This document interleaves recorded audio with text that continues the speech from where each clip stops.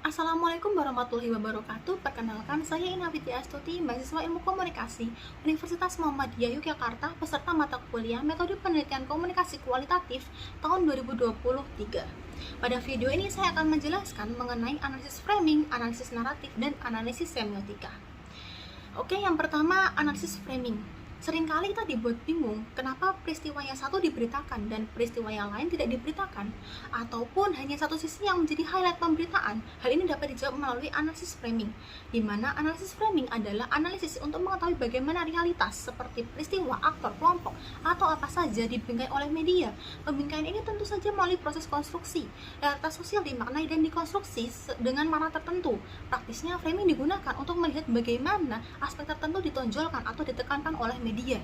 Metode ini melihat cara bercerita atau storytelling dari media atas peristiwa, yakni bagaimana peristiwa tersebut dimaknai dan bagaimana fakta itu ditulis dan disampaikan.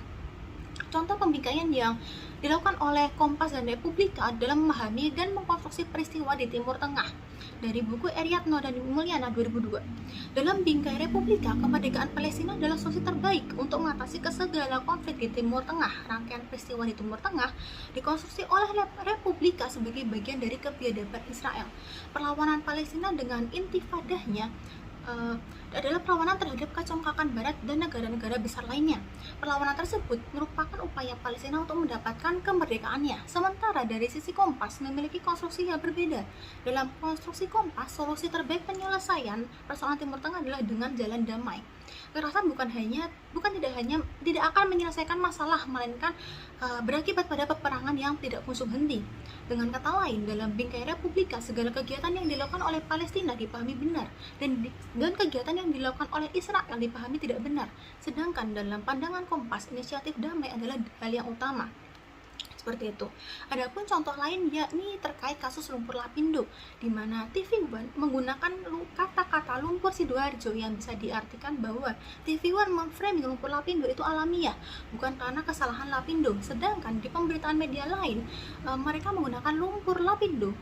Ya, mereka sama-sama menyampaikan fakta, tetapi cara penyampaiannya yang berbeda, seperti itu. Lalu, analisis framing dapat digunakan untuk melihat siapa, mengendalikan siapa, pihak mana yang dirugikan dan diuntungkan, tindakan politik mana yang dianggap konstitusional dan inkonstitusional, kebijakan mana yang harus didukung dan tidak didukung, dan sebagainya. Adapun beberapa model dari analisis framing dan berikut merupakan perbedaan antara masing-masing model. Yang pertama, model framing Robert Enman. Biasanya, model ini diterapkan dalam kasus-kasus yang berkaitan dengan pemberitaan media dan pengaruhnya terhadap opini publik. Model ini melihat secara keseluruhan baru elemen-elemennya. Contohnya liputan mengenai kampanye politik, penundaan pemilu, masalah sosial, konflik internasional, dan lain-lain. Yang kedua, model framing Penn dan Kosicki berfokus pada kepemilikan isu dan komunikasi strategis, di mana untuk mempelajari upaya strategis framing aktor politik, kelompok kepentingan, dan media dalam berbagai konteks komunikasi politik. Model ini dapat diterapkan dalam kasus-kasus yang berkaitan dengan kampanye politik, debat kebijakan, dan strategi komunikasi. Dan yang ketiga adalah model framing dari Gamson. Model framing Gamson dikenal sebagai pembingkaian strategis, di mana banyak diterapkan guna melihat bagaimana organisasi ide-ide melihat sebuah isu pemberitaan gitu. Contohnya dalam kasus-kasus gerakan sosial dan aksi kolektif, model ini berguna untuk mendapatkan wawasan tentang strategi pembingkaian yang digunakan oleh gerakan sosial dan apa dampaknya terhadap opini publik. Yang kedua adalah analisis naratif. Narasi berasal dari kata Latin yakni nare, yang berarti membuat tahu. Narasi berkaitan dengan upaya untuk memberitahu sesuatu, akan tetapi tidak semua informasi atau memberitahu peristiwa dapat dikatakan dengan narasi. Narasi adalah representasi dari peristiwa-peristiwa atau rangkaian dari peristiwa-peristiwa. Sebuah teks bisa disebut narasi apabila terdapat beberapa peristiwa atau rangkaian dari peristiwa. Adapun beberapa syarat dari narasi. Yang pertama, ada rangkaian peristiwa. Narasi terdiri atas lebih dari 2 rangkaian peristiwa. Contohnya, pesawat Tiger Air tujuan Jakarta lepas landas dari Bandar Udara Changi, Singapura pukul 16 bukanlah sebuah narasi. Akan tetapi ketika ditambahkan dengan kalimat pukul 17 pesawat tiba di Bandar Udara Soekarno-Hatta, itu sudah menjadi narasi, sebab dalam kasus tersebut terdapat 2 peristiwa, yakni pesawat Tiger Air yang lepas landas dan pesawat itu tiba di Jakarta. Yang kedua adalah rangkaian peristiwa tersebut tidaklah acak, tetapi mengikuti logika tertentu, urutan sebab akibat, sehingga dua peristiwa berkaitan secara logis. Biasanya mengikuti urutan waktu seperti A, B, C, D, E. Tidak selalu berurutan, bisa juga C, D, A, B, E. Yang terpenting, urutan peristiwa itu mengikuti logika, sistematika, atau jalan pikiran tertentu. Rangkaian peristiwa tidak asal-asalan, tapi peristiwa satu dirangkai dengan peristiwa lain yang membuat adanya makna tertentu. Yang ketiga, narasi bukanlah memindahkan peristiwa ke dalam teks cerita. Bagian mana yang diangkat dan bagian mana yang dibuang berkaitan dengan makna yang ingin disampaikan. Tidak selamanya narasi harus dipakai untuk mengaji cerita fiksi seperti dongeng, novel, puisi, dan lainnya. Narasi dapat dikaitkan dengan cerita fakta seperti berita, sehingga analisis narasi dapat digunakan untuk menganalisis suatu teks berita. Teks dilihat sebagai rangkaian peristiwa, logika, tata urutan peristiwa, serta bagaimana peristiwa mana yang dipilih dan dibuang. Dengan begitu, analisis naratif dapat membantu kita dalam bagaimana pengetahuan makna nilai diproduksi dan disebarkan ke masyarakat. Juga membantu memahami bagaimana dunia sosial dan politik diceritakan dalam pandangan tertentu, sehingga kita dapat mengetahui kekuatan dan nilai sosial apa yang dominan di dalam masyarakat. Analisis naratif juga memungkinkan kita untuk menyelidiki hal-hal tersembunyi dan laten dari suatu teks media. Dan analisis naratif merefleksikan kontinuitas dan perubahan komunikasi, sehingga dari analisis naratif kita dapat menganalisis perubahan nilai-nilai yang ada pada masyarakat. Selanjutnya adalah story dan plot. Bagian terpenting dalam analisis naratif adalah cerita atau story dan alur cerita atau plot. Story adalah urutan kronologis dari suatu peristiwa, di mana peristiwa tersebut ditampilkan dalam teks yang bisa juga tidak ditampilkan dalam teks. Sedangkan plot adalah apa yang ditampilkan secara eksplisit dalam sebuah teks. Perbedaan story dan plot. Yang pertama, story adalah peristiwa yang utuh, sedangkan plot adalah peristiwa yang secara eksplisit ditampilkan ke dalam suatu teks. Contoh, peristiwa kecelakaan kereta api. Kereta api berangkat dari stasiun Gambir, Jakarta pukul 16 dan mengalami kecelakaan di Cirebon pukul 20. Adapun yang dimaksud story adalah rangkaian peristiwa dari awal hingga akhir, yakni dari kereta berangkat pukul 16 hingga terjadinya kecelakaan pukul 20. Sedangkan yang dimaksud dengan plot adalah peristiwa yang ditampilkan secara eksplisit dalam berita, di mana jurnalis mungkin hanya tertarik dalam memberitakan peristiwa yang terjadi pada pukul 20 saja, sehingga yang ditampilkan hanya peristiwa yang kecelakaan saja gitu. Peristiwa yang lain seperti saat kereta api berangkat atau kondisi perjalanan sebelum kecelakaan dan lain-lain tidak ditampilkan dalam teks berita. Yang kedua, story menampilkan peristiwa secara berurutan kronologis dari awal hingga akhir, sementara plot urutan peristiwanya bisa dibolak-balik. Dalam story, jurnalis akan menampilkan peristiwa secara kronologis dari berangkatnya kereta api pukul 16 hingga terjadinya kecelakaan pukul 20. Sementara dalam plot, jurnalis mungkin pertama kali akan menampilkan terjadinya kecelakaan, setelah itu ditarik ke belakang. Misalnya, apakah ada keanehan selama perjalanan, kejadian sebelum kecelakaan, dan lain-lain. Dengan demikian, pembuat narasi sengaja memilih peristiwa, rangkaian peristiwa yang kronologis diubah oleh pembuat narasi menjadi flashback yang bertujuan untuk menciptakan ketegangan dan menarik perhatian masyarakat. Yang kemudian, struktur narasi. Narasi tidak identik dengan peristiwa aktual karena pembuat narasi bukan hanya memilih peristiwa yang penting, tapi juga menyusun peristiwa tersebut ke dalam tahapan. Tahapan atau struktur narasi adalah cara pembuat narasi dalam menghadirkan peristiwa kepada khalayak. Tsvetan Todorov. Menurut Tsvetan Todorov, sebuah narasi mempunyai struktur dari awal hingga akhir, dimulai dari adanya keseimbangan dan kemudian diganggu oleh kekuatan jahat. Narasi diakhiri oleh upaya untuk menghentikan gangguan sehingga keseimbangan kembali tercipta. Narasi diawali dari sebuah keteraturan, di mana keteraturan kemudian berubah menjadi kekacauan akibat tindakan seorang, lalu narasi akan diakhiri kembali dengan kembalinya keteraturan tersebut. Misalnya ditandai dengan musuh yang dikalahkan, masyarakat yang kembali damai, bahagia, dan lain-lain sebagainya. Adapun beberapa ahli yang memodifikasi struktur narasi dari Todorov ini seperti yang dilakukan oleh Nick Lacy dan Gillespie.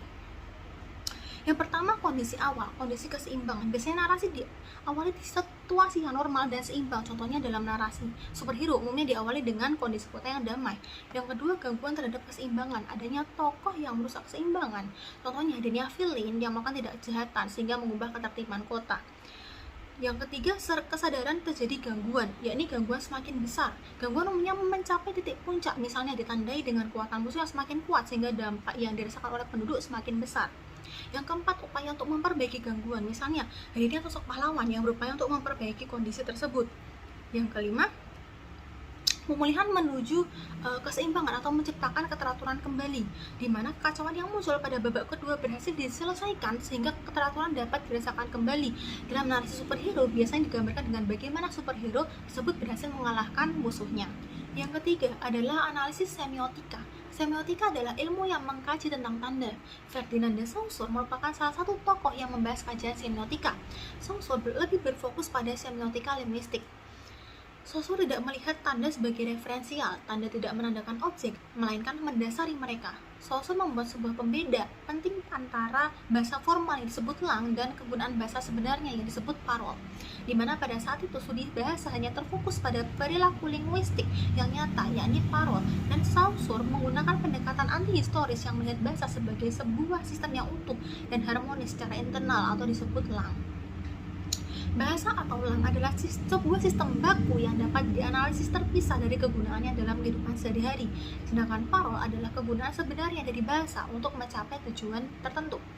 Bahasa di mata Saussure seperti sebuah karya musik yang bila kita ingin memahaminya, kita harus memperlihatkan keutuhan karya secara keseluruhan dan bukan kepada permainan individual. Ada 5 pandangan Saussure yang terkenal. Yang pertama adalah signifier atau penanda dan signified atau petanda. Signifier adalah tanda yang dapat dilihat, sedangkan signified adalah makna yang terkandung dalam pesan yang memiliki konsep, fungsi, dan nilai yang terkandung dalam tanda tersebut. Keduanya tidak dapat terpisahkan karena saling berkaitan. Contoh kata meja, M-E-J-A. Ini adalah signifier, dan signifiednya adalah sebuah benda yang digambarkan memiliki kaki-kaki dan terbuat dari kayu. Yang kedua adalah form atau bentuk dan konten atau isi. Saussure mencontohkannya seperti kereta api karena kita tetap naik kereta api yang bentuknya sama tetapi isinya berbeda. Yang ketiga adalah lang atau bahasa dan parol atau tuturan. Contohnya ketika hari Valentine, biasanya orang-orang menunjukkan kasih sayang mereka kepada orang yang mereka sayangi. Langnya adalah hari Valentine yang identik dengan hari untuk menunjukkan kasih sayang. Parolnya, apakah kasih sayang itu ingin diucapkan atau dengan memberikan bunga atau coklat? Yang keempat, sinkronis dan diakronis. Sinkronis adalah cabang linguistik yang mempelajari bahasa pada suatu waktu tertentu, fokus pada struktur bahasa dan cara penggunaannya pada saat ini. Sedangkan diakronis memfokuskan pada perubahan yang terjadi pada struktur bahasa dan kosakata dari masa ke masa. Contohnya, kata perempuan kini lebih lazim digunakan daripada kata wanita. Yang kelima adalah sintagmatik dan asosiatif atau paradigmatik. Contoh dari sintagmatik adalah ketika orang berucap, saya pergi ke masjid, kemudian yang terbangun di kepala seseorang adalah bahwa orang tersebut pergi ke masjid tadi bisa saja untuk beribadah, membersihkan masjid, dan sebagainya. Hal tersebut merupakan asosiatif, yakni makna di balik hal tersebut. Kemudian tokoh selanjutnya yang mengembangkan pemikiran Ferdinand de Saussure dengan menerapkan teori semiotika ala Saussure ke dalam kajian sosial adalah Roland Barthes. Barthes menggunakan istilah makna denotasi, konotasi, dan mitos untuk menunjukkan tingkatan-tingkatan makna. Yang pertama, denotasi merupakan makna sesungguhnya atau sebuah fenomena yang dapat dilihat dan dirasakan oleh panca indera kita. Contohnya lampu lalu lintas, mana denotasinya ada lampu berwarna merah, kuning, dan hijau. Yang kedua, konotasi merupakan makna kultural yang muncul. Munculnya makna ini karena adanya kontak budaya sehingga adanya sebuah pergeseran tapi tetap melekat pada simbol atau tanda tertentu. Contoh pada lampu lalu lintas, konotasinya ada lampu lalu lintas yang memiliki makna yang beragam dan tiap warna memiliki artinya sendiri. Contoh, warna merah berarti berhenti, kuning artinya hati-hati, dan hijau yang artinya jalan. Yang ketiga adalah mitos. Ketika aspek konotasi yang menjadi pemikiran populer di masyarakat, maka mitos telah terbentuk terhadap tanda tersebut. Mitos merupakan rujukan yang bersifat kultural atau bersumber dari budaya yang ada, yang digunakan untuk menjelaskan budaya atau realitas yang ditunjukkan dengan lambang-lambang penjelasan makna, yang notabene adalah makna kotatif dari lambang-lambang yang ada dengan mengacu sejarah di samping budaya. Kajian Roland Barthes ini dalam semiotika dikenal sebagai two order of signification, di mana Barthes menjelaskan bahwa signifikasi tahap pertama merupakan hubungan antara signifier dan signified di dalam sebuah tanda terhadap realitas sosial yang disebut Barthes sebagai denotasi atau makna paling nyata dari suatu tanda.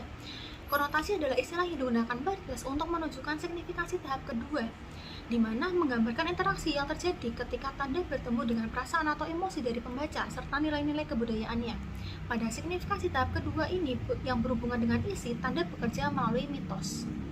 Contoh, Signifiernya adalah mawar, M-A-W-A-R. Signified-nya adalah gambar bunga dengan kelopak berwarna merah dengan setangkai. Sign-nya adalah mawar. Signified tahap kedua adalah kasih sayang. Sign tahap keduanya adalah mitos mawar merupakan perwujudan dari kasih sayang atau simbol dari kasih sayang. Demikian yang bisa saya sampaikan, kurang lebihnya mohon maaf. Wassalamualaikum warahmatullahi wabarakatuh.